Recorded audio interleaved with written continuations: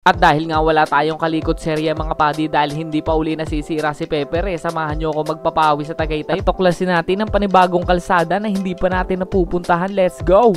Maaga nga kami bumachi nito mga padi, alas 5 ng umaga para talaga namang walang traffic ang pag-akyat natin ng Tagaytay. Sinabayan ko na nga rin ng pagpupultang sa Petron dahil konti na nga lang pala yung laman ng ating tangke. Di ko na masyado ipapakita yung mga dadaan natin dahil alam na alam nyo naman tong papunta ng Tagaytay dahil nakailang vlog na tayo dito. Makalipas nga lang at 30 minuto mula sa Petron mga padi, nandito na tayo agad sa ating destination, which is a skate park dito sa may Tagaytay. Pwede kayo dito mag-zumba, mag-jogging, mag-skate, mag-BMX, mag-scooter at iba pa mga padi. At kung tatanungin mo naman kung magkano ang entrance fee, wala pong entrance fee dito. Libre ang tumakbo kahit mag-skate ka maghapon, walang mangingialam sa'yo. Kung katulad ka nga namin na taga Santa Rosa, medyo maglalaan ka lamang ng oras papunta dito dahil medyo malayo. Pero sulit naman dahil pagtakbo ko dito talaga namang humahampas sa akin yung napakasariwang hangin at napakalamig na hangin. Talagang mapapasinghot ka ng 20. Saka nakakagana tumakbo dito dahil marami kang kasabay. Talaga namang hingal aso ang nangyari sa akin dito mga buddy.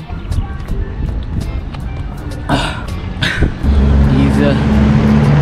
5 ikot nga lang yung nagawa natin dun sa truck, talagang tumigil na ako. Dito naman tayo makigulo sa tropa natin nag-i-skate at makilaro din tayo.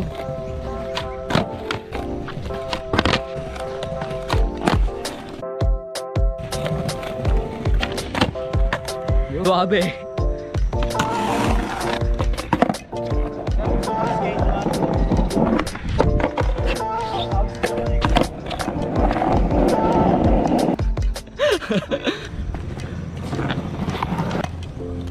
Ang hirap nito.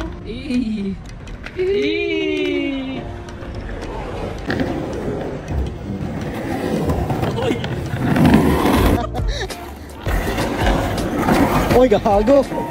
Hey! Laser shades. Ano bossing? Pogi no? Oh.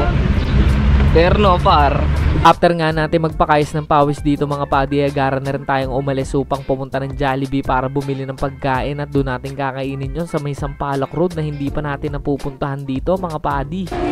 Jollibee. Never pa nga nating napuntahan to pero dito lang pala to sa may bandang circle. Hanapin nyo na lang at napakaganda ng tanawin dito, lalo na yung mga kurbada dito mga padi, talagang nakakahilo. Mapamali ka nga lang ng desisyon o kaya naman biglang kulbiting ka ni San Pedro sa sobrang bait mo, talaga naman pupulutin ka sa bangin. Pero lubos na hindi ko inaasahan mga padi ang sunod na nangyari dahil isa sa amin ang nadali neto. Oo.